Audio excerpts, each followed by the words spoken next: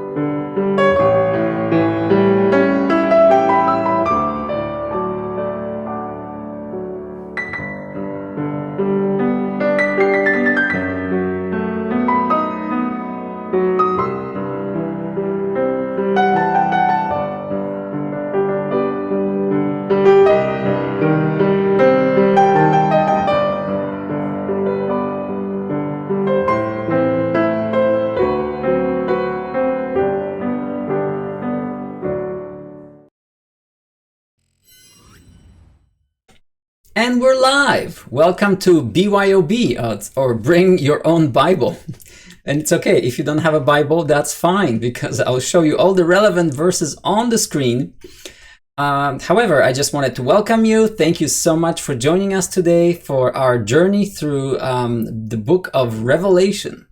And the revelation, what kind of revelation? Well, it's revelation of Jesus Christ.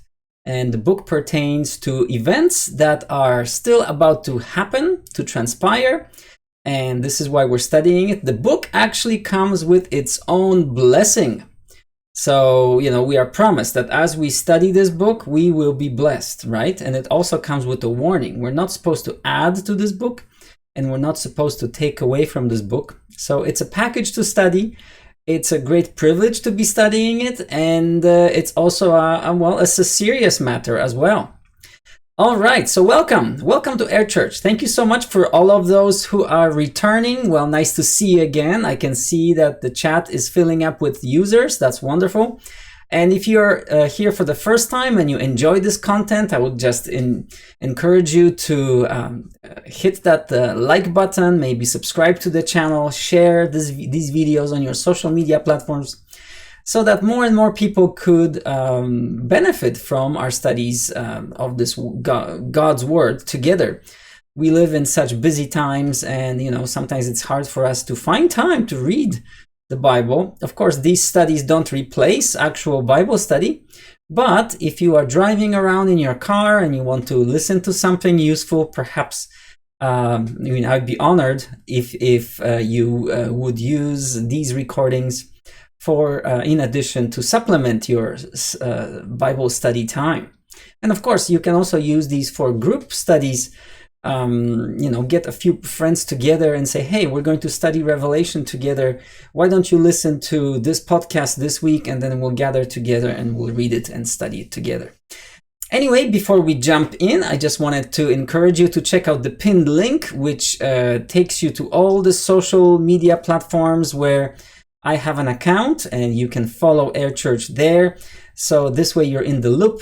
Of course, if you subscribe to this channel, you'll be notified of the upcoming streams, and that's probably the best way to find out when a new video is uploaded.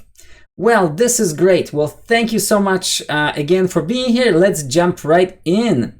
So here we go, guys. We are in Revelation. That's the last book in the Bible, and probably the one that is really, really current right now. It seems like every time we turn on TV, it seems like we're living in the book of Revelation, right? Yes. Well, yeah, so let's dive right in. And of course, if you're just in the middle of it all and you don't know the context, well, let me just fill you in with the next few slides. Okay, so today we'll hope to cover both chapters, chapter 17 and 18. So that's a lot to cover. And the title of today's session is Babylon 2.0, Babylon on steroids. 2.0 usually indicates something that is taken to the extreme, okay? The second version of it, and you will soon see how it's really relevant. Babylon 2.0. So what's the context of today's study? Well, first of all, we see that Apostle John is writing this book, and he is persecuted on the island of Patmos. He is exiled because of preaching the gospel, and Jesus appears to him there in a vision. And in a series of visions, John is describing what will happen in the future. And we need to remember that whenever John is describing something that he doesn't know about, he's trying to use the language that is familiar to him, right? So for example, John doesn't know how to describe global economy. So he will probably use synonyms for like a city, because those days a city was something that had its own economy, and it was like a developed system, right? So, you know, these are the things to watch out for. He's using the language that is familiar to him. And of course, we need to remember that John is not seeing like a movie of the future, but it's a vision. That means there are a lot of symbols there. And a lot of these symbols are actually take us back into the Old Testament. So it's sort of like an index page where, you know, an index page just shows you these different keywords, and then the keywords point you to other books in the Old Testament. And of course, we need to realize that those readers, the readers of the book of John that were contemporary to John, would have a much better knowledge of the Old Testament than sometimes even Christians today do, right? So I hope to explain some of the things in an easy way so that you kind of understand what a contemporary reader could have understood. And of course, we have the advantage of looking at the book from the future, right? So if certain patterns that John is mentioning, we can already see them happening around us. All right. So it seems like for the past several sessions, we've been talking about this event called the Great Tribulation. And it seems like every chapter that we covered was covering one layer of the Great Tribulation. So just imagine if you have something like an intricate design or a device, and sometimes you need to describe it from different angles. This is what John seems to be doing with these visions, and every layer seems to give us a different aspect of these final events that are labeled as the Great Tribulation. And Jesus spoke about this particular time in history in Matthew 24 when he said, "For then there will be a great tribulation such as has not occurred since the beginning of the world until now, nor ever will again." So obviously this is probably the hardest time in human history that Jesus is referring to. And of course, we know parallel passages from the Old Testament that also refer to this particular time frame. And for example, in Daniel 12, we read, "And there will be a time of distress such as never occurred since there was a nation until that time." All right, so we can see that it's not just Jesus' idea that there will be such a time, but the prophets spoke of it of old. And even if we, for example, a long time ago, even Enoch, one of the first prophets mentioned in the book of Genesis, he was preaching the second coming of Jesus Christ, even though it was still before the flood of Noah. Yes, the Great Tribulation is certainly coming. And of course, we are studying this because I don't want people to go through it. And I believe that the church is not going to go through the Great Tribulation because Jesus will come and pick up his bride before these events are going to transpire. However, for the benefit of those who are not Christians, or for the benefit of those who might be watching this in the future, well, let's go through this.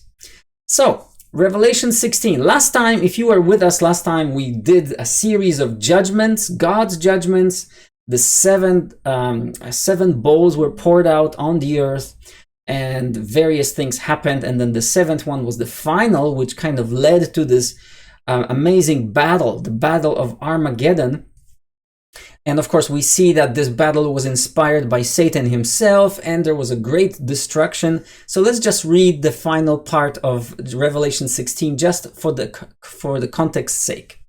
Verse 13, and I saw coming out of the mouth of the dragon, and out of the mouth of the beast, and out of the mouth of the false prophet, 3 unclean spirits like frogs.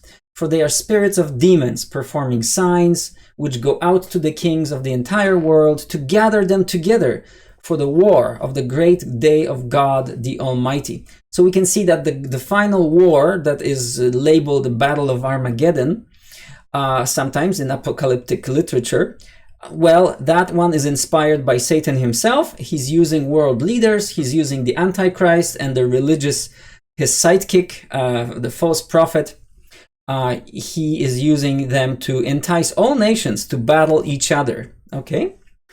And they gathered them together to the place which in Hebrew is called Har Mageddon. So we studied about Megiddo and the valley of Jezreel, where this battle is going to take place. So please study, check out the previous lessons for that information. Then the 7th angel poured out his bowl upon the air, and a loud voice came out of the temple from the throne saying, "It is done." That was the final judgment on the earth. God is saying, "It is finished, it is done." And then there were flashes of lightning and sounds of peals of thunder, and there was an earthquake such as there had not been since mankind came to be upon the earth. So great an earthquake was it, and so mighty. Okay, and we saw that really this earthquake could very well be war, and the kind of weapons used. We already know that there are some weapons like that who could definitely, those weapons could definitely create earthquakes such the man has never experienced before. And the great city was split into 3 parts, and the cities of the nations fell. Again, here's this idea that it wasn't necessarily one city, but we're talking about maybe a global economy, or the areas of influence in the world were split up, they were broken up, and the cities of the nations fell. And of course, that also speaks of war and carnage following the war. Babylon the Great was remembered in the sight of God to give her the cup of the wine of his fierce wrath. And this was the curious phrase, Babylon the Great, which leads us into today's study. So as we study today, I just want you to keep in mind these questions. Okay, the first of all, what is Babylon the Great? What is Babylon the Great? Because of course, Babylon, what is that? Right now, it's in the desert. It has been excavated. We know where it was, but it is not really significant in any way, not politically, not in a religious way. So what is Babylon the Great? Let's think about that for a minute. And then the second question I want you to think about, why is God so upset with Babylon? Why is God upset with Babylon? Okay, so in order to do that, we may have to go a little bit back and investigate what Babylon is, okay? So today, let's just start reading a little bit, and then we'll backtrack and try to find out what this Babylon the Great is. Revelation 17, verse 1. Then one of the 7 angels who had the 7 bowls came and spoke with me, John is saying, "Come here, I will show you the judgment of the great prostitute who sits on many waters, with whom the kings of the earth committed acts of sexual immorality. And those who live on the earth became drunk with the wine of her sexual immorality." Okay. "And he carried me away in the spirit into a wilderness, and I saw a woman sitting on a scarlet beast, full of blasphemous names, having 7 heads and 10 horns. Okay, so we're not going to talk about the beast again today, because we already covered the beast. You know that the beast is this Antichrist figure. And if you want to study what the 7 having 7 heads and 10 horns, all that has been already explained. However, we know that we can see there's a woman who is called, the great prostitute, right? And God is going to judge her. Okay, so this is interesting. And here's the idea of Babylon coming in. "The woman was clothed in purple and scarlet and adorned with gold, precious stones, and pearls, holding in her hand a gold cup full of abominations and of the unclean things of her sexual immorality." Okay.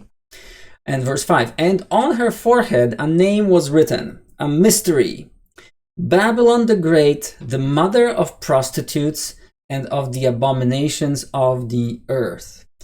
Okay, guys, so just like when we go to a party somewhere and we don't know anybody, we have a little sticker on, we put our sticker on here saying, hi, hello, my name is John or Jack or whatever, nice to meet you. Okay, so that people can see our name. This prostitute has clearly a name tag, but this name tag is on her forehead.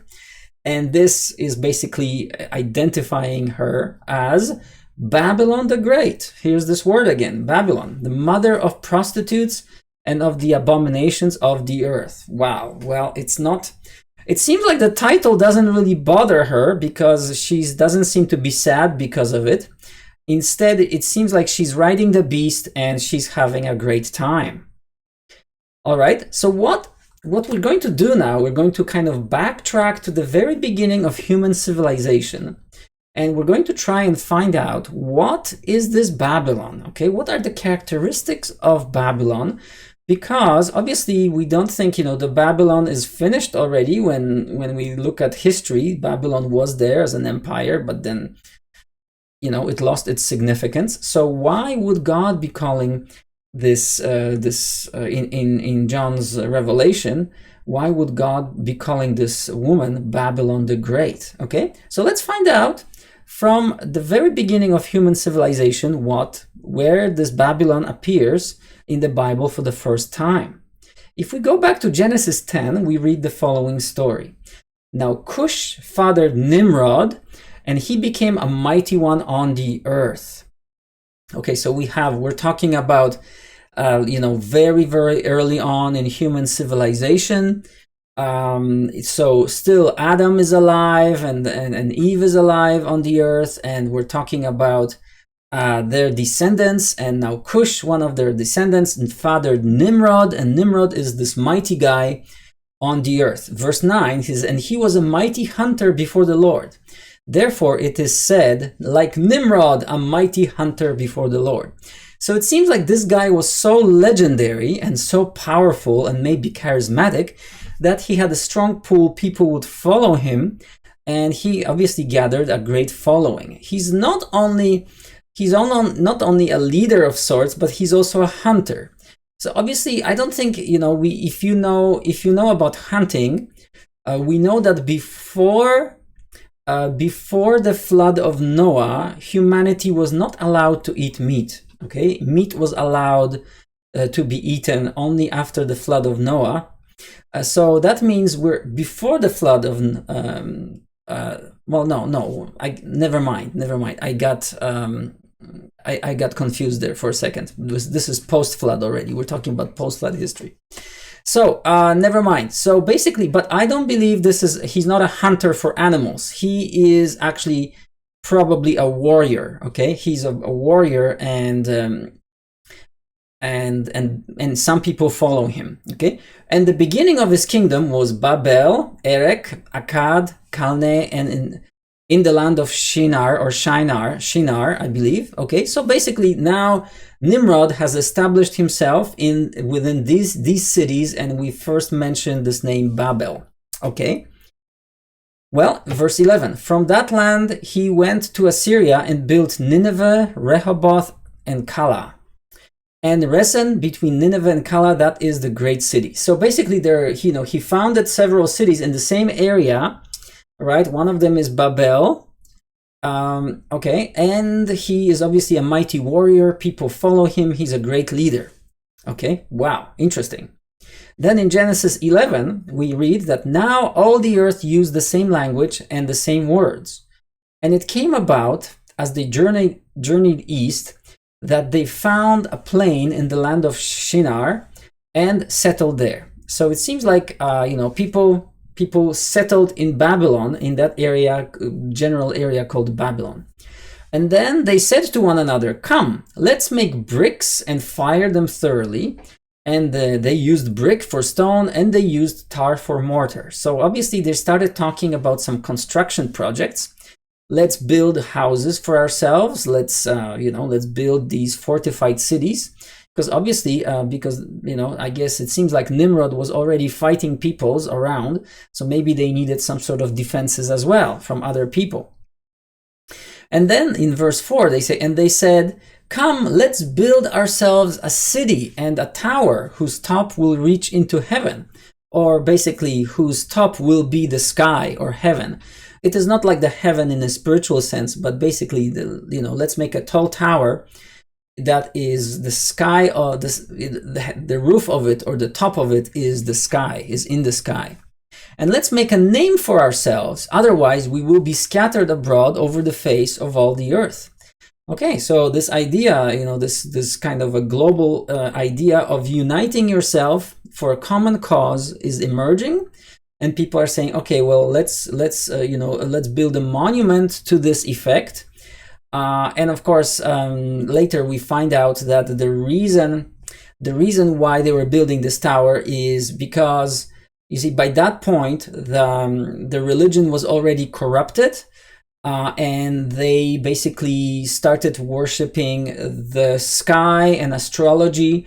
So basically what they ended up believing later on in Babylon was that the planets and the stars were gods. And now, depending on the movements, they wanted to build a building where they could study those stars and basically use it for divination, telling the future, right? So for example, if you're, and that actually continued throughout a lot of human history, right? Now the Lord came down to see the city and the tower which the men had built. And the Lord said, behold, they are one people, and they all have the same language. Now, it doesn't mean that they had exactly the same language, but at least they could understand each other. And that being able to communicate well caused them to really advance technologically and advance their learning and, organize their society in a way that was contrary to God's will at the time. Because if you remember correctly, God at the time gave a special commandment to the people to inhabit the planet, to basically go to all the corners of the world and to basically multiply there. God wanted to create humanity, and he wanted to give them the earth to enjoy it. And yet these people are doing the very opposite. Instead of going into the earth and populating it, they are gathering in one spot, and that obviously is causing all kinds of unfairness, all kinds of injustice, suffering. You just imagine real estate prices are going up because people are building in Babylon. Okay, people are using one another, abusing. Whereas if you only traveled somewhere else, you could have free land, you could settle there, you could start a family, start a farm there, and yet the Babylon is causing all kinds of problems for people. And the Lord said, behold, they are one people. And obviously, and this is what they have started to do. They've started on this global project to unite. And now nothing which they plan to do will be impossible for them. Okay, they will basically have a much greater potential for evil as well. So the Bible continues in verse 7, come, let us go down there and confuse their language so that they will not understand one another's speech. So the Lord scattered them abroad from there over the face of all the earth. Okay, so God accomplished his purposes of scattering people, even though people didn't want to listen to God and be scattered and to, fill the earth with population. Instead, they tried to gather in one place, but God found a way, by confusing their languages, to cause them to scatter around the world. All right.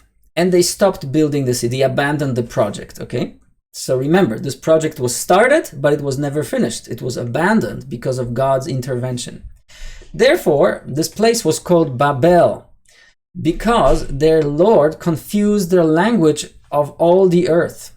And from there, the Lord scattered them abroad over the face of all the earth. Okay, so this idea of Babel is a little play on words, okay, in Hebrew, because you see, they thought that they called themselves Babil, and they wanted to call that place which they were building a center of worship of celestial bodies and astrology and divination. They wanted to call it the gateway to the gods. That's what Babil means. All right. They thought their city would be called the gateway to the gods. And God says, no, you're not going to do that. and God called it Babel, which basically means confusion. That's where God confused their languages. And you can see here on the picture, there's a tablet with Sumerian inscriptions. Obviously, and we know that in today's world, we have scripts that are various, from Chinese pictographs to Arabic script to Latin alphabet, and so on and so on, and many, many others. All right, so it's very interesting. The Babil becomes Babel, and Babel means confusion, right? Okay, so what is the pattern? Because now we realize that the Great Babylon cannot be that original Babylon, right? Obviously, that Babylon is finished. The project was abandoned and people were scattered, so it is no longer relevant. However, I think prophetically it is very relevant, because as we examine Babylon, we will find common traits and characteristics that we will be able to apply to prophetic fulfillment in Babylon 2.0. Okay, so first of all, what do we see about Babylon? We see that humanity was unified in a common goal. So people said, yes, let us make a name for ourselves. Instead of obeying God, they decided to come up with their own course of action. And they were unified in a common goal of fortifying the city, building their own false religion, and basically, abusing anybody else who's not part of that group, right? So you would have the in-group and the out-group. You can imagine the priests of astrology would have more influence over the politicians, because they would tell them when to make war, when not to make war, and so on and so on, okay? So humanity was unified in a common goal. Also, in Babylon, we see that they were in direct opposition to God's explicit commands to populate the world, to scatter into all areas of the world and basically populate it. God loves variety. That's why he created mankind, and he wants mankind to fill the earth with people. All right, and they decided to do the very opposite. And instead, they started to fight each other. All right, and then we also see that because they were able to communicate well with one another, that really propelled their technological advancements. They decided now not to use regular bricks, but they fired them in the oven. Maybe it was invented by mistake. Somebody fired clay in the oven, became very hard, and they said, okay, well, great. That's how things get invented, guys. So people communicate, collaborate. One guy invents one part, another guy invents another part, then they communicate, and then that's how technological breakthroughs happen. So we see that they were technologically advanced.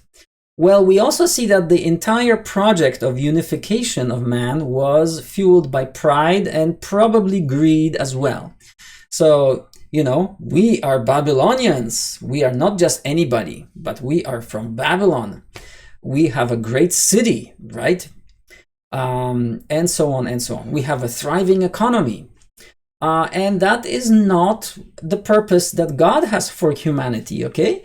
We are not to elevate one man above another, because we are all equal in the eyes of God. And, that's just not, God doesn't like such a distortion, because, we were created in his image, and not, not in our own image. Well, they also see that Babylon was philosophically hostile to God, because this idea of astrology, looking to the stars for answers, is really, this is a foreign philosophy, right, to the Bible. Now, in some ancient writings of rabbis and so on, they seem to indicate there is some evidence for the idea that God, perhaps in the very beginning, when he created the universe, he taught Adam the story of salvation. Some people stipulate. I'm not saying that it's actually written in the Bible, but the stars could have been given there to give Adam the idea of there being a savior coming, right? God creating the universe, then there's the sin, justice is there.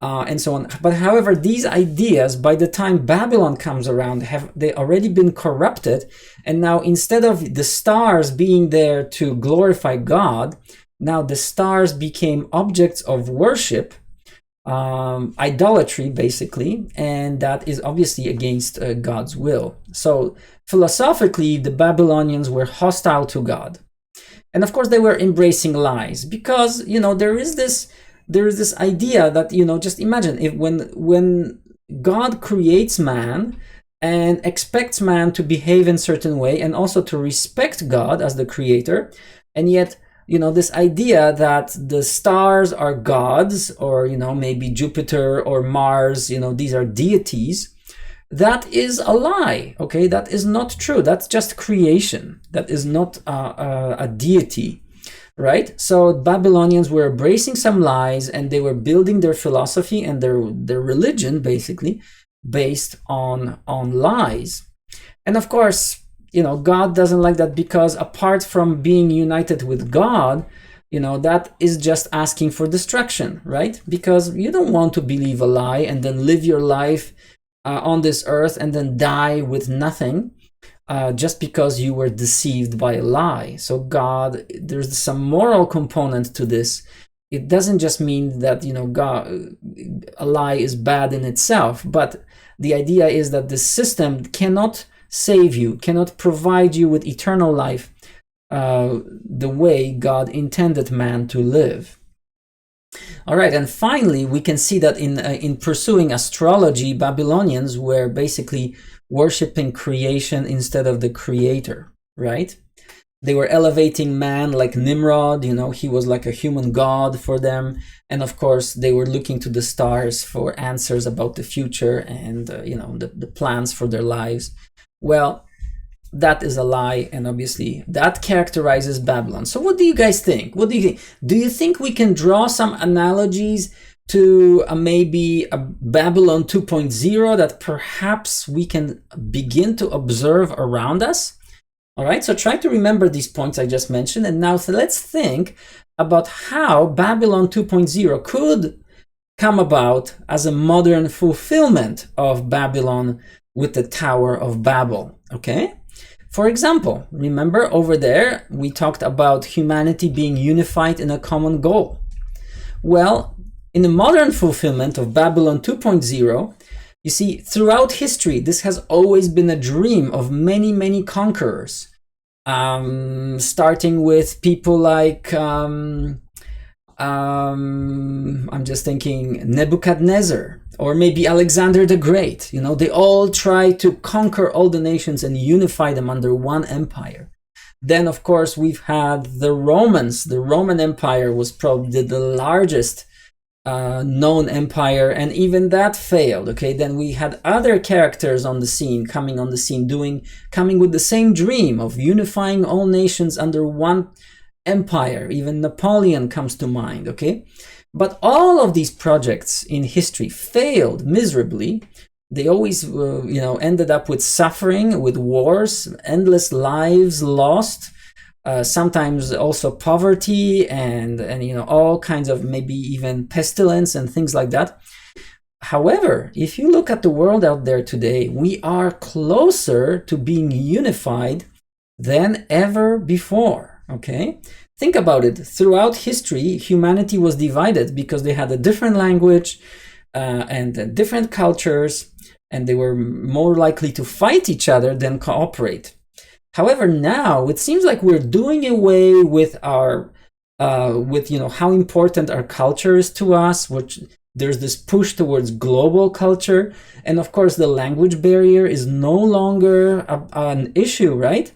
I would probably say that there's a majority of people in the world speak English as their second language. Right, so communication is not such a great obstacle, and of course technology helps us to communicate via means of electronic translators and things like that. So it seems like the barriers that God put in place seems to be overcome by humanity one by one, and humanity is getting closer towards this dream coming true of being unified for a common goal. And then, of course, we talked about the idea of being hostile to God, right?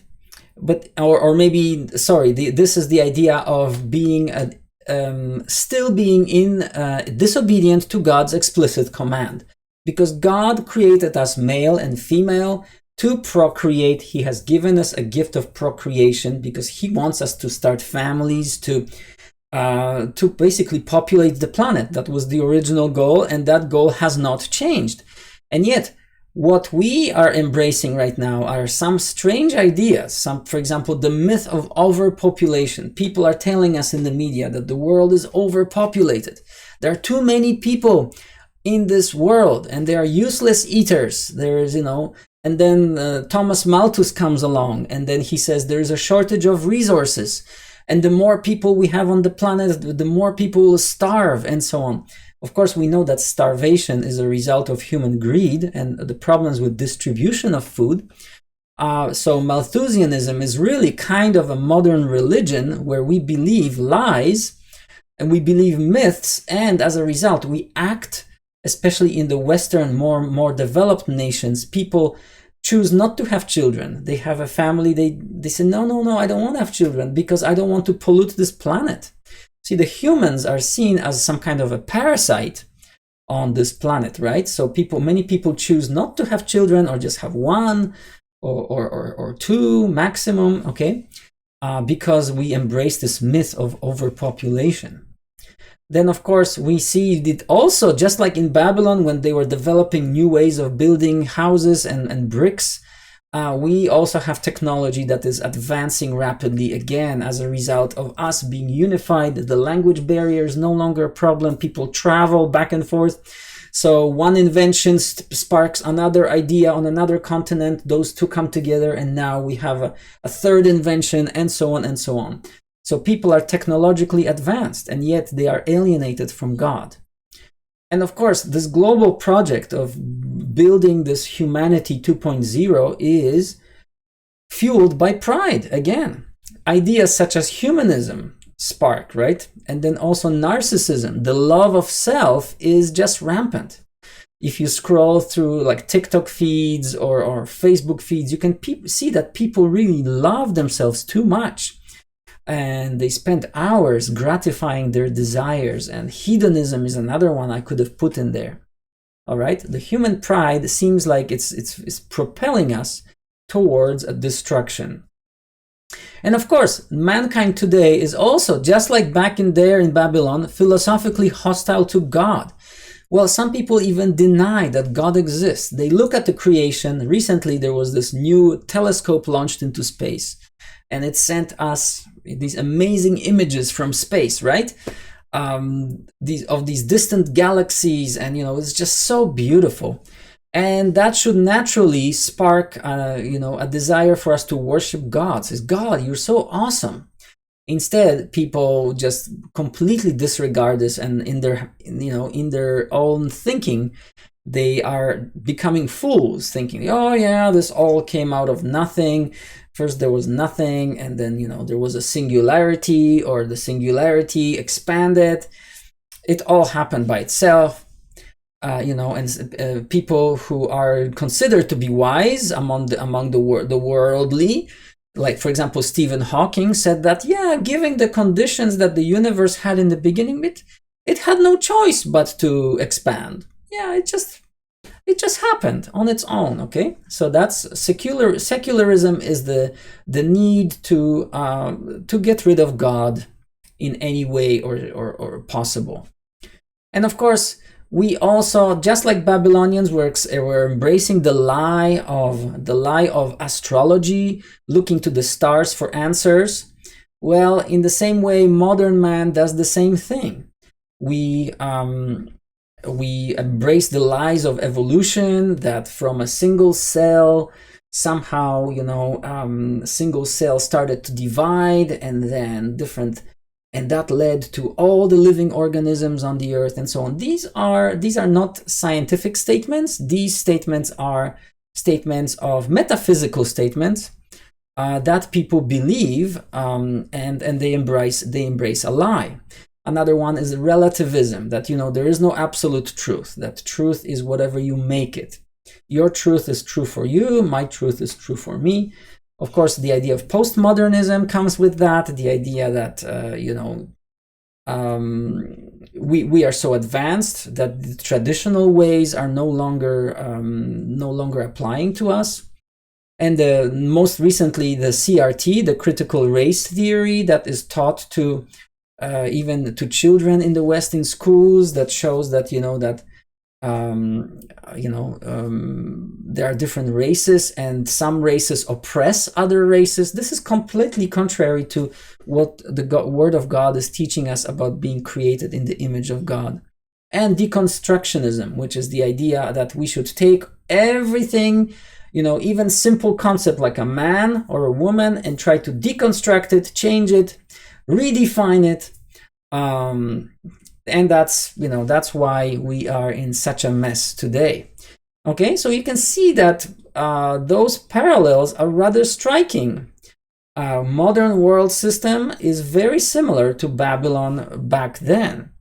And of course, just like Babylonians were worshiping creation, the stars, they thought they were gods. Well, in the same way we do today.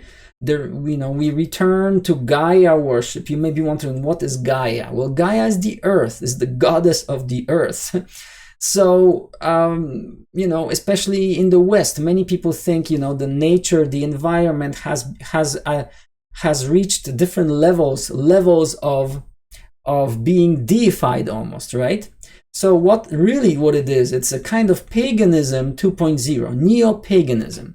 People have become pagan because they started to worship the earth, worship the environment, worship the ecology. And, for example, driving a car that burns CO2 might soon be considered an ecological sin. Or maybe if you decide to eat a steak, you might, who knows, in the next 10 years or so, you might be considered a criminal because meat might be outlawed. For what reasons? Well, for the same reasons, because it's against our Mother Earth, against our Gaia worship. Okay, we worship our Earth. So humanity, God created us to be the ruler of this planet, to be in charge of this planet. Humanity takes now a backseat, and now what is being deified is the creation, which is supposed to serve man. But now it is placed into a superior role of a god, and we worship that, right? Do you see those similarities? Definitely, yes. So it seems like we're heading for Babylon 2.0, the world system as it was when God intervened by confusing people's languages. All right. So, but remember, this woman sitting, riding on the beast, she had a name tag on her forehead calling her the mother of prostitutes. So what about all this sexual language? Like there's this, the prostitute. Why is that? No, I just want to tell you, this is not about sex at all. Again, this is highly symbolic, because when you go to the Old Testament, you see, in the Old Testament, God, whenever people of God were engaged in idolatry, turning to other gods or worshiping other gods, then God referred to it as spiritual prostitution. All right. So God was saying to the Israelites, he was saying, okay, listen, I chose you, I called you, I freed you, I purchased you out of slavery from Egypt. And now you're turning away from me to foreign gods? Well, it's just like a wife would turn away from her husband. How would you feel if this happened to you, right? And even we know there's a book in the Old Testament where God told the prophet Hosea to actually to show in reality to Israelites how God feels about Israel worshiping other gods, to marry a prostitute. So Hosea had to marry a prostitute, and then she did not change her ways. She was still chasing after other guys. And then she even became a slave woman, and he had to purchase her out, which is again a prophetic picture of what Jesus Christ has done for us. He He purchased us with his blood out of a slave market of the world, okay? So in the Old Testament, a lot of the sexual language was actually symbolizing the spiritual idolatry and the, fornication, which means having ideas instead of being devoted to God, loyal to other gods, or loyal to creation, okay? Any form of idolatry was considered spiritual prostitution. And of course, in the New Testament, there is no more, the chosen nation like Israel, but the same idea in the New Testament, it's applied to friendship with the world, okay? So if you, as a Christian, you are a Christian and you were purchased by Christ, and yet you know that the world was hostile to God, and yet you want to be a friend or a good buddy of the world, okay? Somehow you want to have this good relationship with the world.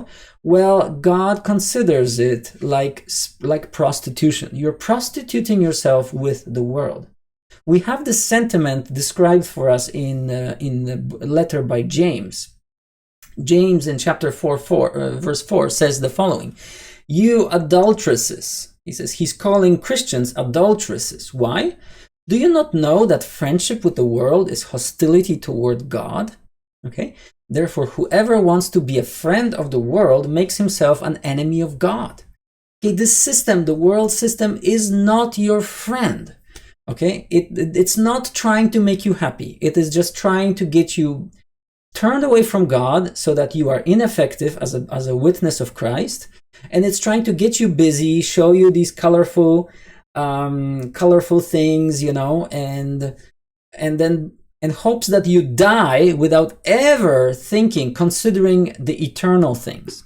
This is really like reminiscent of these colonizers, like for example the Portuguese. They came to Japan and they brought all kinds of, like for example, glass bottles, and they said, "Look, this is glass," and the Japanese didn't know how to make glass. So, "Oh, this is so cool. You know what? We'll exchange it for gold." So the Japanese gave gold to Portugal, and instead they bought these colorful things. I think the same thing happened when Columbus went to the Americas.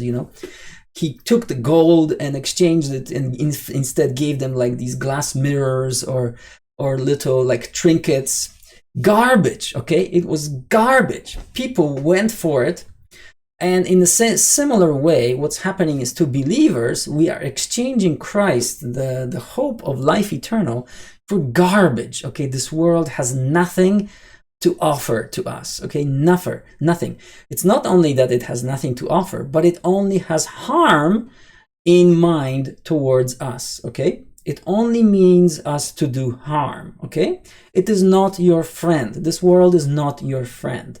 So no wonder God is upset when even his people get caught up in this and they leave the promises that they have in Christ for the temporal attractions of the world, right?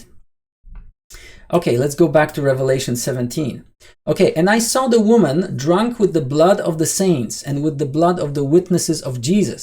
When I saw her, I wondered greatly." And yeah, that's another characteristic of the world system that is hostile to God. First, they say, yeah, you can have any belief you want. You can believe anything you want, okay? Any belief is fine. Maybe except for one. That Jesus stuff, forget about that. Actually, if you believe it, will punish you, okay? You can believe anything you want, but that belief, oh no, that's just silly, no, you don't want that, this is old-fashioned. Not only that, we don't want that in our society, okay? So we are all inclusive. We are all about inclusivity and tolerance, except for Jesus, like Jesus, leave that outside, like you don't have to show your faith so obviously, right? But let's celebrate other religions. Let's, and you can see that the presidents of world nations, they will tweet to please the Muslims. They will say something like, "Happy Eid. Today we are celebrating with Muslim community," or they will say something. But when it comes to celebrating Christian holidays, like the birth of Christ, our Savior, or maybe his resurrection, They will just say, well, it's a spring festival, or something like that. They will just not even acknowledge these things. All right. So, but here we see the woman is actually drunk with the blood of the saints. Okay. So we can see that persecution is real and people are being killed for their faith in Jesus. And of course, we saw that at the time of great tribulation, that will really intensify, right? That persecution will be so severe that people will, in order to get into heaven, they will probably have to be martyred. They will be martyred. And the angel said to me, why do you wonder? I will tell you the mystery of the woman and the beast that carries her. She's riding on the Antichrist. So, Antichrist powers the beast, and the beast is Antichrist, giving the woman her enjoyment, the ride of her lifetime. Okay. So we're not going to go into detail because we already talked about that in previous studies. So let's just quickly skip over that part. The beast that you saw was and is not. So Babylon then was, then it's not, and it's about to come up out of the abyss and go to destruction. And those who live on the earth, those names have not been written in the book of life from the foundation of the world. They will wonder when they see the beast that he was not and is not and will come. Here is the mind which has wisdom. Okay, so consider this. The 7 heads are 7 mountains, and we talked about that they were talking about kingdoms, kings, and so on. So I'm not going into that today. All right, yeah, he explains, the angel explains, and they are 7 kings and so on. Yeah, but anyway, the beast is the Antichrist, as we've seen. The beast which was and is not is himself also an 8th. Okay, we talked about that. And the 10 horns which you saw are the 10 kings who have not yet received the kingdom. Okay, this is not really relevant to the Babylon, so let's just skip that part. But it's important, verse 13. These have one purpose, and they give their power and authority to the beast. So here we see that this unification process of humanity, okay, is a global endeavor where these kings, the 10 kings, are actually empowering the Antichrist to unify the world. Okay, so this person will be charismatic and will obviously result in this dream coming true, the dream of unifying all countries into one empire, right? Verse 14, these will wage war against the Lamb. Okay, so they are anti-Christian, they're anti-Jesus, and the Lamb will overcome them because he is Lord of Lords. So this is in the final outcome. When Jesus returns, Jesus will overcome them. And the King of Kings, right? Of course, Jesus is Lord and the King of Kings. And those who are with him are the called and chosen and faithful. And he said to me, the angel said to John, the waters which you saw where the prostitute sits are peoples and multitudes and nations and languages. Yeah, so this one world system is emerging out of the nations. Okay, so the waters are the nations, the peoples, and we saw that the beast also comes out of the waters. And so there you have it, folks. And the 10 horns which you saw in the beast, these will hate the prostitute and will make her desolate and naked and will eat her flesh and will burn her up with fire. So something is going to change, okay? It seems like this prostitute is having a great time. People empowered her to persecute Christians, to get drunk. This cup of intoxication that she's drinking is taking away her reason. So people are no longer reasonable. People in this global system are no longer reasonable. They think that by killing Christians, they're doing a good thing. Okay, good thing for society. And here it says, for God has put it in their hearts to execute his purpose by having a common purpose and by giving their kingdom to the beast until the words of God will be fulfilled. So it seems like initially the beast is building up a unity between the nations, okay, for a common goal, okay? And it seems like, this woman is finally established and riding the beast, and she's drunk on the blood of Christians and so on. But that is not good enough for the beast. Okay, remember, the beast is not your friend. Okay, he's the Antichrist. So what could be the purpose of him building up that great unified empire. Okay. Okay, in verse 18, listen, the woman whom you saw is the great city which reigns over the kings of the earth. So it seems like, John is describing it as a city, but it could really be encompassing like a global economy. It's not just a city, okay? It's much more than that. Okay, so but then something happens, okay? So this is chapter 17. Now, chapter 18, there is a a dramatic change of events for the woman riding the beast, the prostitute. After these things, I saw another angel coming down from heaven, having great authority, and the earth was illuminated from his glory. And he cried out with a mighty voice, saying, Fallen! Fallen is Babylon the Great. Well, this comes out of Jeremiah. This is really, people who read this, they would be familiar with prophecies in the Old Testament. It says, Fallen is Babylon the Great. She has become a dwelling place of demons and a prison of every unclean spirit and a prison of every unclean and hateful bird. For all the nations have fallen because of the wine of the passion of her sexual immorality. And the kings of the earth have committed acts of sexual immorality with her. And the merchants of the earth have become rich from the excessive wealth of her luxury. So imagine, this world system of unified trade, commerce, which is actually evil by nature because it's propelled by Satan, right? You understand that Satan brought this about.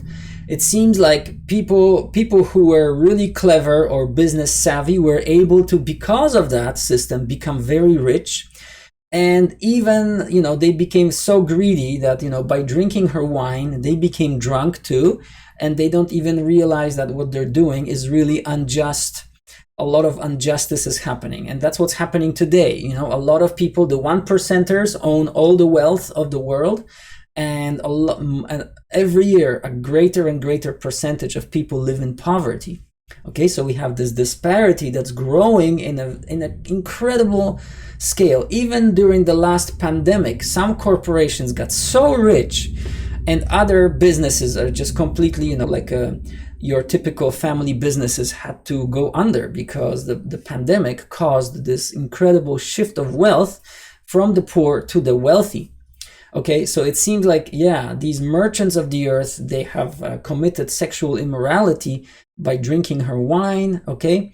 And now their reason is completely gone. They don't even know what they're doing. I heard another voice from heaven saying, Come out of her, my people, so that you will not participate in her sins and receive any of her plagues. Okay, so she's about to be judged. For her sins have piled up as high as heaven, and God has remembered her offenses. Okay. And, and this is the just recompense to this harlot or this prostitute. Pay her back even as she has paid, and give back to her double according to her deeds. In the cup which she has mixed twice as much for her. To the extent that she glorified herself and lived luxuriously, to the same extent give her torment and mourning. For she says in her heart, I sit as a queen, and I am not a widow, and will never see mourning. Okay, so obviously the people of the earth are unified, and they think that finally we have arrived. Finally we have a one world government where everything is peaceful, and now we can have prosperity. Okay, all right, just like in Babylon, original Babylon, right? When people said, finally we're building a great city, we will be fortified, we will make a name for ourselves, peace, peace, peace. And that's when destruction comes around, okay? And of course, we already seen that destruction, the final culmination of the Great Tribulation is the war where all the kings are going to fight. They're going to fight with one another, and basically the great world economy will be completely destroyed as a result of that conflict. So for this reason, in one day, her plagues will come, plague and mourning and famine, and she will be burned up with fire. For the Lord God who judges her is strong, and the kings of the earth who committed acts of sexual immorality and lived luxuriously with her will weep and mourn over her when they see the smoke of her burning, So just imagine this amazing global system of economy and commerce that people put their trust in, and they're obviously making money from it, they're profiting from it. Now it's completely ruined, yeah, because of this great conflict. And now people are weeping because they've lost everything. Okay, so she is burning, she's burning, standing at a distance because of the fear of her torment, saying, woe, woe, woe, the great city Babylon, the strong city, for in 1 hour your judgment has come. Okay, that's telling us that this is going to be a swift thing, very quick thing. The destruction will be very quick. It says 1 hour. I don't know if it's 60 minutes, but it basically means it will be very rapid. And the merchants of the earth weep and mourn over her because no one buys their cargo. You see, they've produced a lot of things to buy and sell to other countries, but they can't. The markets are gone. Cargo of gold, silver, precious stones and pearls, fine linen, purple silk and scarlet, every kind of citron wood, every article of ivory, and every article made from very valuable wood, bronze and iron, everything basic. Notice, but none of these things actually reflect human need. This is what humans want, right? Like, oh yeah, I need another big color TV. Yeah, I think I need another car. Oh yeah, it would be nice to have a boat. Okay, that's what you want, but that is not human need. And these merchants have made themselves rich by catering to people's desires, physical desires. And this is exactly what we observe in the world today, right? Video games cater to us so that we don't have to think about our future. Instead, we just gratify our eyes with interesting stuff happening on the screen. The VR headsets are putting us in a different world. These are all our wants. This is not what humanity needs, right? We need spiritual nourishment and being reconnected with God through Jesus Christ. So all these things are now gone. He lists more things. Verse 13, cinnamon, spice, incense. Yeah, you've been eating fancy food. Now you have nothing. Perfume, frankincense, wine, olive oil, fine flour, wheat, cattle, sheep, and cargo of horses, carriages, slaves and human lives, gone. Why did you put your trust into the prostitute? Why? Didn't people see this coming? Of course, this world cannot deliver, guys. And it cannot deliver on two levels. First of all, it cannot deliver because it ends for all of us. The moment you die, you leave everything behind. Okay, this world system cannot deliver on its promises. And of course, we can see here in Revelation 18 that it will end for everyone at some point. It will not last. It will not continue. It will be destroyed in a global military conflict that will, result in an earthquake like there has never been one before. The fruit you long for has left you, and all things that were luxurious and splendid have passed away from you, and people will no longer find them. The merchants of these things who became rich from her will stand at a distance because of the fear of her torment, weeping and mourning, saying, woe, woe, the great city, she who was clothed in fine linen and purple and scarlet and adorned with gold, precious stones and pearls. She is no more. She's gone. For in 1 hour such great wealth has been laid waste, and every shipmaster and every passenger and sailor and all who make their living by the sea stood at a distance and were crying out as they saw the smoke of her burning, saying, what city is like the great city? Oh, we build you up. We built our heaven on earth, and now it's all gone. All our hopes are dashed. Okay? And they threw dust on their heads and were crying out, weeping and mourning, saying, woe, woe, the great city in which all who had ships at sea became rich from her prosperity, for in 1 hour she has become laid waste. Rejoice, okay, and this verse 20 is very different because that is the perspective of God's people now. God's people look at what happened from either from heaven, okay, and they see, okay, well, that she had it coming, of course. Rejoice over her, O heaven, and you saints and apostles and prophets. Of course, how could you have been so foolish to put your trust in this global system? So those who didn't take the mark of the beast, those who didn't buy into this intoxicating, they didn't drink the intoxicating drink and didn't get, enchanted by the prostitute, they are rejoicing. Finally, justice has happened because God has pronounced judgment for you against her. Then a strong angel picked up a stone like a great millstone and threw it into the sea, saying, "So will Babylon, the great city, be thrown down with violence and will never be found again." And the sound of harpists, musicians, entertainment, right? Flute players and trumpeters will never be heard in you again. And no craftsman of any craft will ever be found in you again. And the sound of a mill will never be heard in you again. Okay, so all the industry, everything that this unified world system was working for, it will no longer be there. Remember, the motivation for that was pride and greed, right? The greed to get richer, to abuse others more, right? Not to fulfill their needs, but to make them intoxicated so that they don't even know. They will spend a lot of money on the things that they want, not on the things that they really need. And now all that is being destroyed. And the light of a lamp will never shine in you again, and the voice of the groom and bride will never be heard in you again. For your merchants were the powerful people of the earth, because all the nations were deceived by your witchcraft. And it really is witchcraft, not in the sense of magic, but it's brainwashing, right? And you can see that some people really have this globalistic mindset, and they are really brainwashed by it. They think that it's going to give them, prosperity. And we can see that this is futile. This project is going to end in ruin. And in her was found the blood of prophets and of saints and of all who have been slaughtered on the earth. Okay, so you have to remember that that system is not your friend.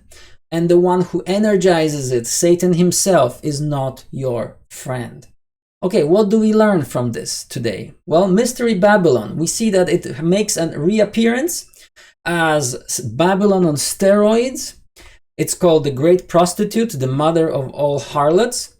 And it's energized and animated by the dragon itself. We saw that in scripture. So dragon is Satan. Satan gives its power and directs it, builds it up. The Antichrist makes all the kings of the earth, give up their cultural identities for the sake of this unification, builds it up. Okay, so the beast builds it up for a time. But why? What's the purpose of that? Well, you see, obviously the beast knows that the system is not going to last. And remember, the beast is not friend of humanity. He's not your friend. He wants you to be destroyed. And that is the reason why I call this video Unified for Destruction. Because, you see, once these kings start fighting, okay, then the enemy of humanity who hates you wants as many people dead, destroyed as possible. So he's building up his empire, okay, and then just like some evil kid building up, let's say you're designing a Minecraft server and you're going to, but your only desire is to see it burn, like Emperor Nero, right? He wanted to see the Rome burn because that was his pleasure.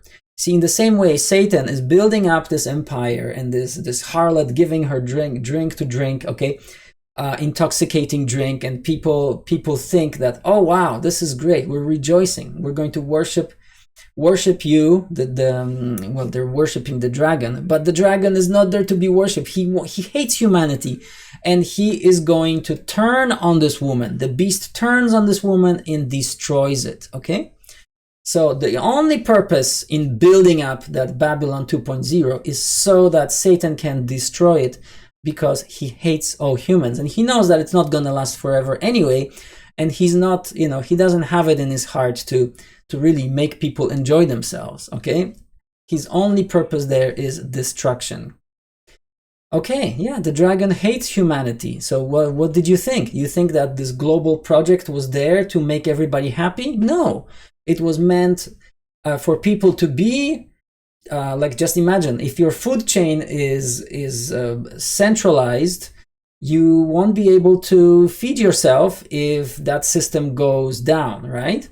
If your way of making money is centralized, then you cannot move to another country because that currency is no longer good, right?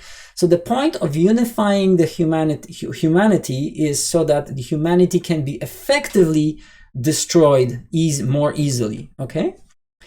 So actually people think safety, peace and safety, but actually they're very vulnerable. And that is the irony of it all, that this vulnerability will actually almost, destroy the entire human race in this final conflict. So Babylon 2.0 was always about destroying as many people as possible. So don't even buy into this dream that this global, wherever the global village that is being built right now is going to succeed, okay? It will succeed for a time, but only to distract you from what's really important, and then it is going to be destroyed because Satan hates humanity and he wants entire humanity to be destroyed. Never trust him, okay? He's the greatest of all deceivers. All right. And of course, we know that all that triggers Christ's return to usher in true unity and peace. Peace, as you know, we can already taste a little bit of that because we are indwelled, believers are indwelled by the Holy Spirit, and we know we have peace with God. And now imagine Jesus is going to usher that kind of peace to this planet when he returns. And true unity, unity in love and respect, not unity, a hierarchy where I rule over others and, and so on, right? Such unity is hostile to God. Okay. Well, so why do we need to know this? Well, we need to know this because God is really upset when his people are cheated by this world. Maybe they are tempted to drink of that intoxicating drink, and maybe they go their own way, or maybe they they want to buddy up with the world somehow. Okay, that is ridiculous, guys. This is completely futile. Why would you even go there? This world is not your friend. We need to know this. All right. And if you're looking for peace, if you're looking for harmony, you're not going to find it in the world. You're going to find it in the person of Jesus Christ.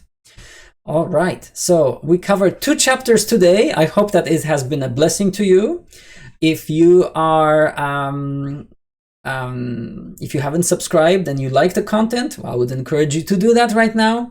And join us next time as we are going to tackle another chapter in Revelation. And if you are interested in this, if you're checking us out and you want to know what happened before, well, check out the playlist for Revelation. And I wish you a blessed week, and I hope to see you again on Our Church. Bye for now.